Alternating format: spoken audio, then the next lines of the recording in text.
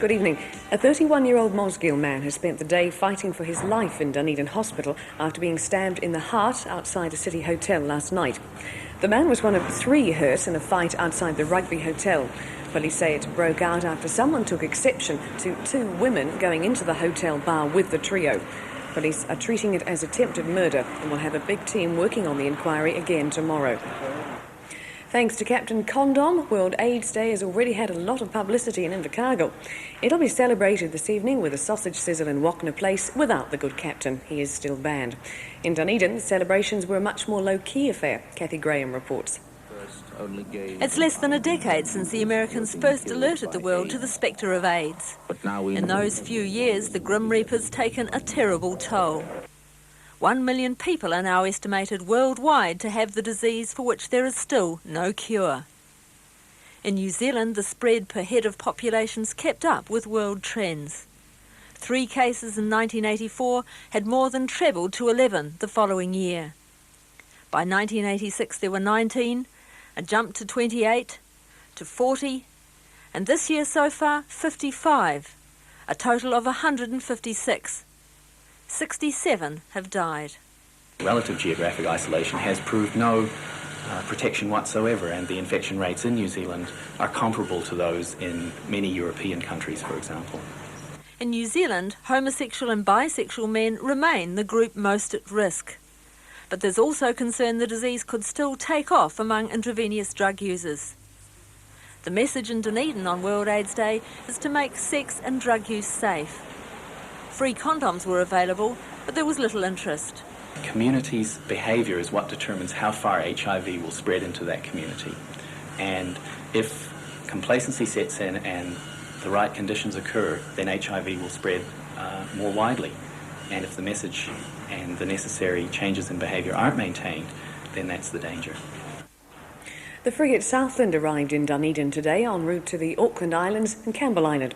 The Southland's not long been back from the Auckland Islands, where it landed a large team of Department of Conservation staff to study the wildlife. The frigate will leave again on Monday to pick up the expedition and to take the Governor-General for a look at the southernmost part of New Zealand. It'll also take supplies to the weather station at Campbell Island, returning to Bluff tomorrow week. A restoration job that's taken several months, involved very skilled craftspeople and cost about $20,000, has just been completed at Dunedin's Larnach Castle. It's the 90-year-old Cupola, which has had its hand-painted glass panels restored and its crowning glory reinstated. Lee Davies reports. Getting the gold leaf-coated ball into place atop the cupola was a heart-stopping business. Beneath the builder's feet were the hand-painted glass panels which originally came to New Zealand from Dundee at the turn of the century. The cupola was part of a sailing ship which broke up at the Otago Heads and was reconstructed at the castle in 1927. The nearby cedar tree broke some of the glass, so new panels have been moulded, fired and hand-painted. The cupola, which has an Historic Places Trust B classification, will be finished in time for a reopening ceremony tomorrow morning. Work on the first stage of a long-awaited development at Southland Boys High School is nearing completion. John McDermott reports the new library wing will be named after the school rector who fought so hard to have the work done. The old ivy-covered Pierce block looks great, but has long been a serious earthquake risk. So the facade's being retained, but totally new facilities constructed within. Stage 1 also includes a small extension to what will be known as the Alabaster Wing, a tribute to retired rector and former cricket international Jack Alabaster. Upstairs, workmen are busy putting finishing touches to the new library. This first stage is costing just on $800,000, and school authorities say they've been thrilled at the extent of input they've been allowed in the planning and design. Below, there are 3 new classrooms with resource areas. It's hoped work on the much bigger Stage 2 will begin early next year. It involves this part of Pierce Block and a complete redesign and upgrade of the school hall. The Deputy Prime Minister was in Invercargill today to carry out a duty far removed from the activities of the beehive. Helen Clark came south to open a rose garden. The 2.5-hectare site in Queen's Park is the Jessie Calder Garden and was made possible through a bequest from the late Winton resident. It's centred around a rose garden which features shrubs and contains more than 900 plants in about 400 varieties. The garden's taken nearly 3 years to complete and includes areas devoted to conifers, irises and heath. Medical experts from Dunedin have been rushed to Christchurch by the Air Force to help out with a major disaster. Or at least that's part of the scenario for the South Island's biggest civil defence exercise in many years. The Dunedin group was called in to help out with the aftermath of a bus crash in the Kashmir Hills. And as Michael Brown reports, they found that colour plays a big part in dealing with injured victims. From a distance, it looks like a peaceful bit of hillside. Up close, anything but that. I think most of it's taken up. Wouldn't hurt us more if we could send some up, please. Bring on the road, isn't it? Over. Waiting more. Need some water for him. Hey guys, he's had a coronary. He's first of all. Take this bloke here first, please. She's second. All right. Yep. More stretchers.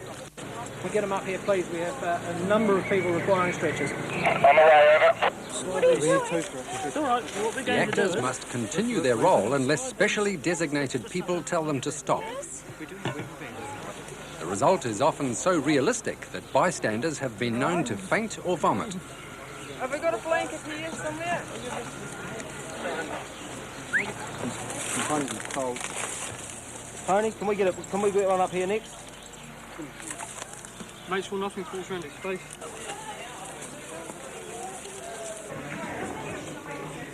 Stage 2, the emergency medical unit.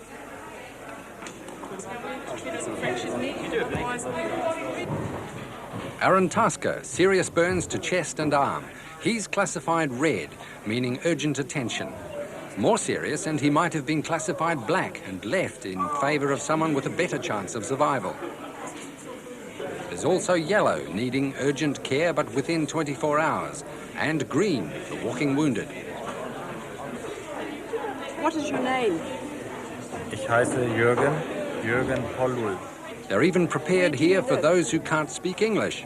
Cards in 4 languages. West Germany? Yeah. Right. Where does it hurt? Hier, nein. In your chest. Discussion and analysis began almost immediately, followed later by the full debriefing on how to refine the system further. For the public, an important exercise. For some, a personal experience to remember. I'd say that's it from us for this week. Have a great weekend. If you're going out in the sun, don't forget the suntan lotion. We'll be back on Monday. Good night.